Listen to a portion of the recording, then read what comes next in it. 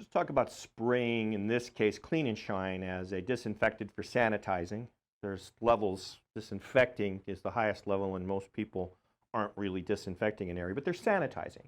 And sanitizing has a different percentage of elimination. All products are going to have a dwell time, and you need that product to dwell for the period that it says on the label. So a chlorine-based Clorox spray could have a 4 to 6 to 10 minute dwell time in order to be effective. Clean and Shine says 10 minutes on the label, so you'll want to leave it on the surface for 10 minutes after disinfecting. And spraying is really any different than using a trigger sprayer. It's atomizing through this tip, and you control the size of the molecule droplets so that you're spraying out by how you adjust the tip. And then you spray, and you'll get a mist out there. This is great for a small entryway or a 5-person office, but when you start to want to do a gym, a hospital, a school, you're not going to want to go out with 20 trigger sprayers and perform that work. So you'll move up to something like this electrostatic sprayer. The difference between electrostatic sprayer and other sprayers is that the particles are charged.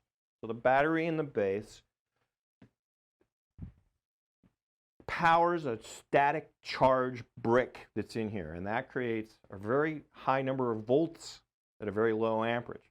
It's still enough for you to get a shock, but that coats the molecule, the little spray that's going out at about 50 to 100 microns, in a positively charged way so that it wants to go and stick and adhere to the surface. And that's the main difference between an electrostatic sprayer and other forms of spraying.